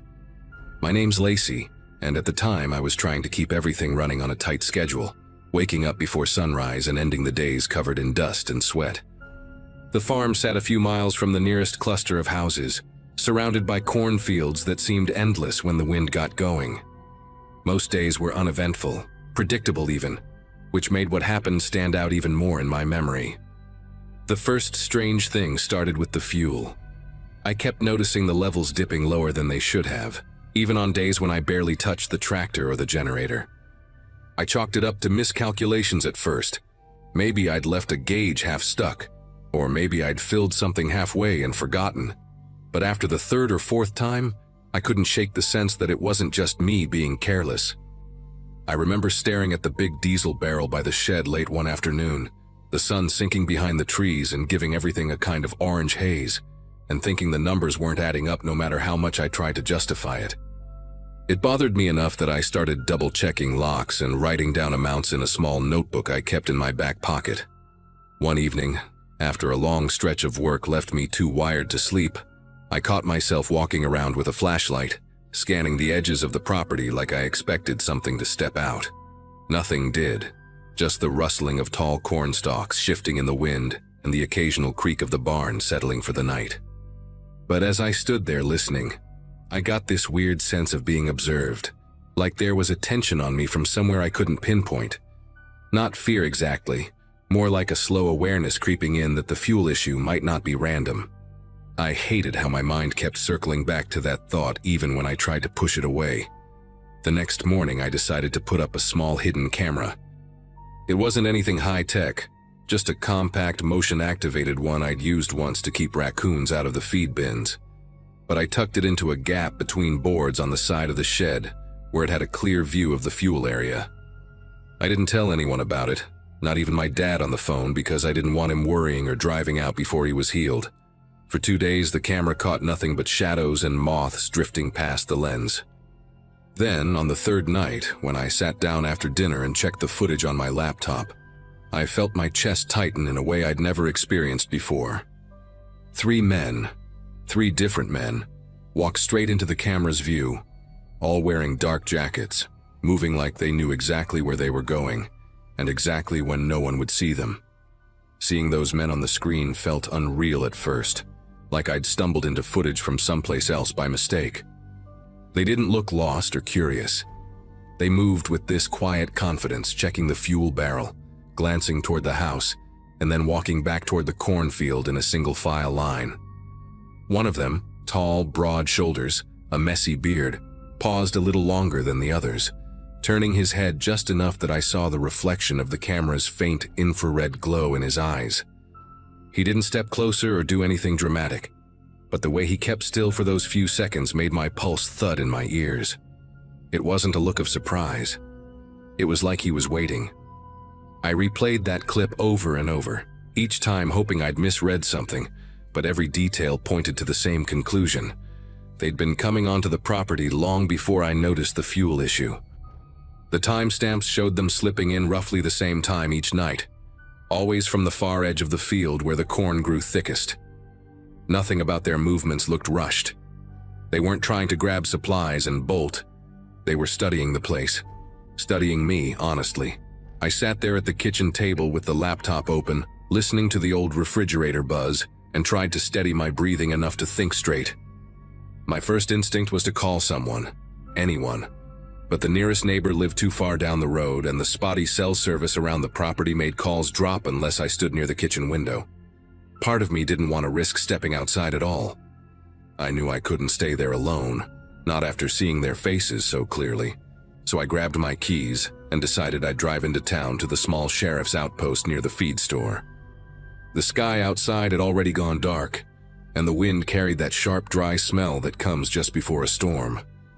I remember walking toward the truck, feeling small under the wide-open night, telling myself over and over that once I reached the main road I'd be fine. But the moment I pressed the brake pedal, it sank straight to the floor with no resistance. I tried again, slower this time, and the result didn't change. A cold rush of realization crawled through me as I popped the hood and saw the line dangling like a snapped vein. Someone had cut it cleanly, leaving no question about their intentions. Before I could even process what that meant, I caught a cluster of lights flicker between the rows of corn, small beams weaving toward me, growing brighter with every second. 3 of them. They moved with the same slow certainty I'd seen on the camera footage, like they weren't in any hurry because they already knew exactly where I was. Instinct kicked in harder than logic at that point, and I sprinted back toward the house without even checking if they'd seen me. The ground felt uneven under my boots, every step slamming into the dirt louder than I wanted, but the only thing in my mind was getting behind a locked door.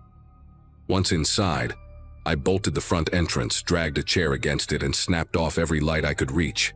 The house sank into this heavy kind of darkness where every noise suddenly had weight. The ticking of the hallway clock, the faint hum of wiring in the walls, even the shifting of wood as the temperature dipped. I crouched near the window but kept low enough that no one outside could spot me. From that angle I could see beams of light drifting along the edge of the field, like they were feeling their way closer. I grabbed the old cordless phone I kept for emergencies, hoping the landline would carry a signal even if my cell couldn't. When the dial tone actually came through, relief punched through me so fast I had to steady myself against the counter. I called the sheriff's outpost, stumbling through the details.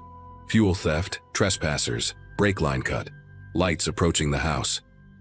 The dispatcher didn't waste time with questions. She told me to stay inside, stay quiet, and that a unit was already on its way from town. I wanted to believe that help was close, but the minutes stretched out painfully long.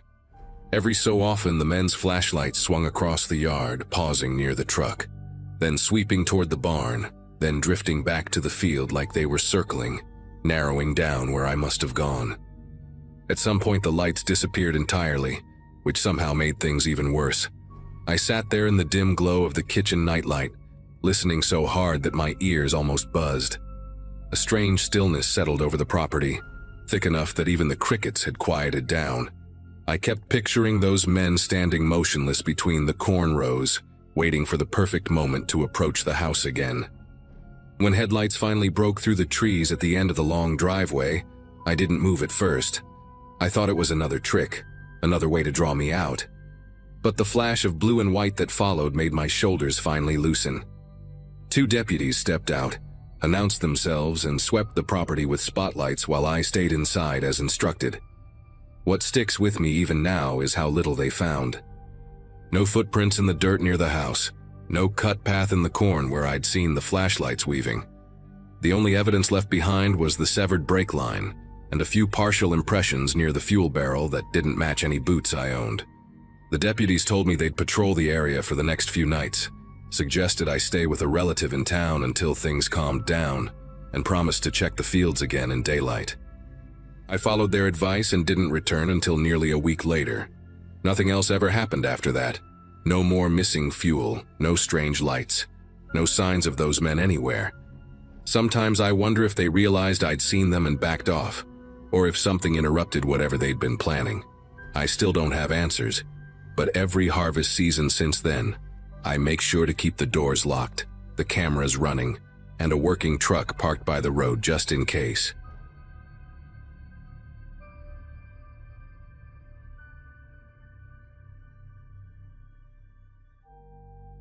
I'd been spending most of my days helping my parents manage the farmland that had been in our family for as long as anyone could remember. A place where routines were predictable enough for the seasons themselves to feel like neighbors. That afternoon started quietly, the kind of quiet where you can hear the grain bins creak when the wind shifts.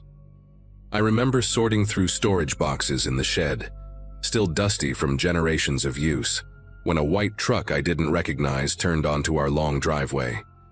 The tires kicked up a thin trail of pale dirt, and even before the engine shut off, I caught myself wondering why anyone from the county would show up without calling first. My brother Evan stepped out from the barn with a puzzled look, wiping sweat from his forehead with the back of his sleeve. I wasn't expecting company, neither was he, and both of us kept waiting for some familiar signal that never came. A man in a navy jacket with a laminated badge hanging from a flimsy clip stepped out of the truck, moving like someone who already knew where he was headed. There was something rehearsed about the way he held a clipboard against his side, like the papers weren't actually for writing but for acting the part. He said he was a county well inspector, speaking in this oddly clipped rhythm that made his words land too fast, as if he were racing through memorized lines. He didn't introduce himself by name, didn't shake hands, just pointed toward the back acreage and said he needed to check the water access points. Evan offered to walk with him, but the man refused instantly, too instantly, insisting he worked more efficiently alone. It wasn't anger, just a sharpness that made both of us step back out of instinct.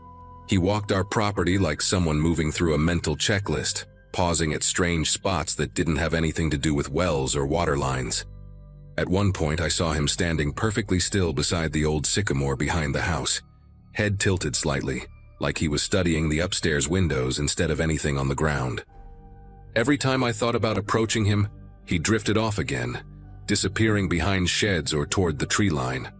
The whole time, his truck door remained open, the keys still dangling in the ignition as though he knew no one would dare touch it. My parents stayed inside, watching from the kitchen window, uncertain if they should step out or leave us to handle it. The longer he wandered, the more I felt this creeping sense that he wasn't inspecting anything. He was observing. When he finally came back around the house, his boots had a thin, powdery smear on the toes, like he'd walked through chalk dust or crushed stone from somewhere too far off our usual paths. He told us everything was up to standard and that he'd file the paperwork later in the week. Then he left without waiting for a response, pulling out of the driveway slowly, almost lingering as if he expected us to follow. As soon as the truck disappeared down the road, Evan muttered that something didn't add up. My parents stepped outside, confusion written all over their faces, and we all agreed to walk the property ourselves. None of us could shake the faint tension he'd left behind, like a room where someone had just been whispering. When we rounded the back corner of the house, the first thing we noticed was the strange white smear on our siding, something none of us remembered being there before. Evan was the first to spot the marks on the trees. They weren't random scuffs from equipment or scratches from deer. These were deliberate strokes, short vertical lines made with something pale enough to stand out even in the shade. 3 marks faced the upstairs windows where our bedrooms were, all aligned toward the house like silent arrows. Each line had a slightly different pressure, as if someone tested how much chalk they could use before it crumbled. My mom kept asking if any of us had done it, maybe for some project or survey work, but she sounded like she was trying to convince herself more than us. My dad crouched near one of the trees and rubbed the residue between his fingers. He didn't say a word, but the look he gave me said enough. This didn't belong to anything we'd ever done on the property. We decided to check the rest of the yard, following a half-circle pattern the inspector must have taken, judging by his footprints and the way the dirt had been disturbed. Evan went into the shed to grab the small ladder we used to fix gutters, but he stopped halfway through the doorway. He called us over, pointing to the corner shelf where a stack of old metal pails had been knocked over. None of us had touched them in weeks.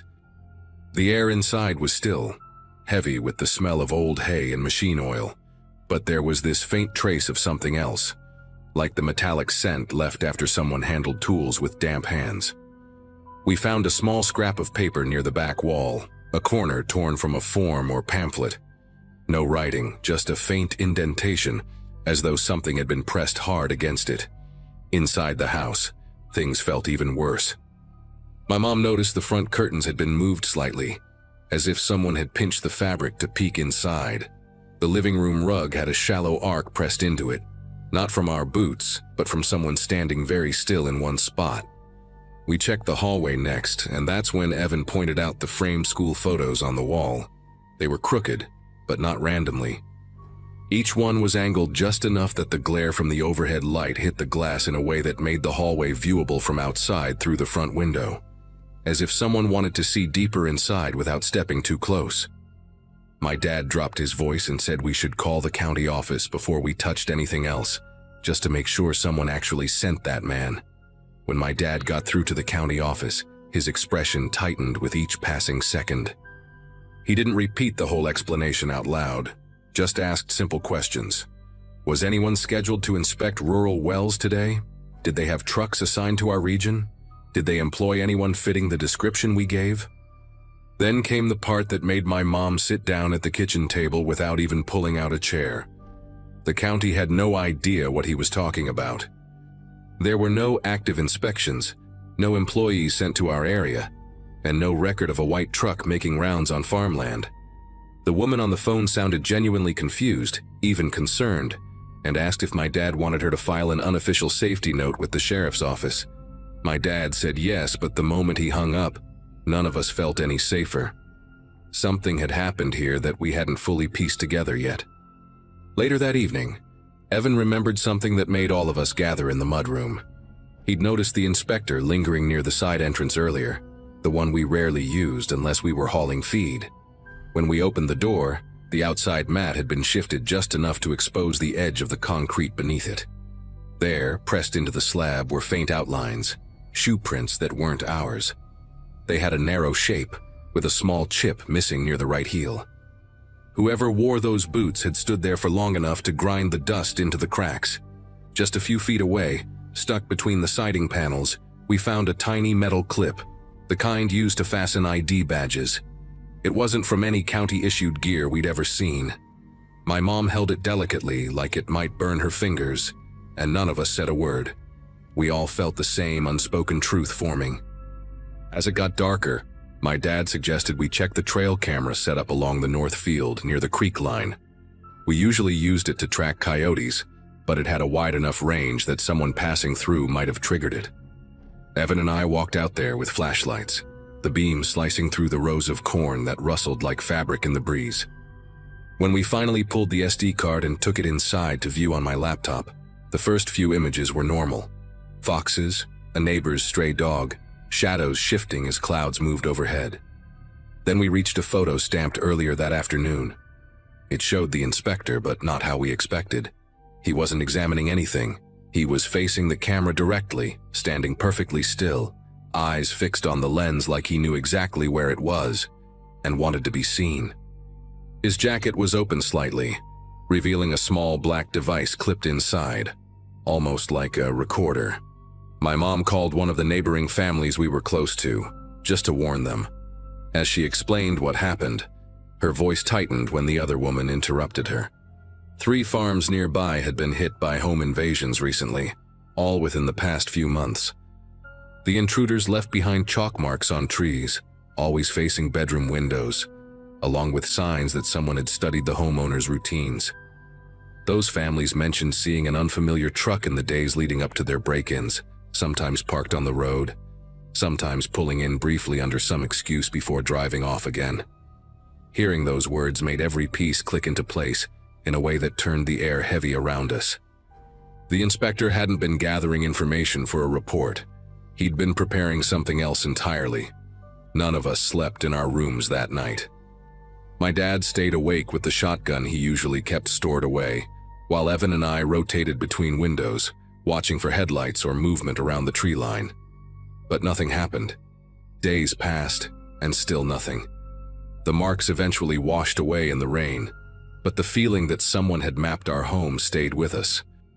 Weeks later, the sheriff's office called to say they'd found a truck, matching the description abandoned outside another rural property. Not ours, but no suspect was inside. They advised us to install cameras, keep gates locked, and report anything unusual. We followed every suggestion. Whatever was supposed to happen at our place never did, but none of us believed the man simply changed his mind.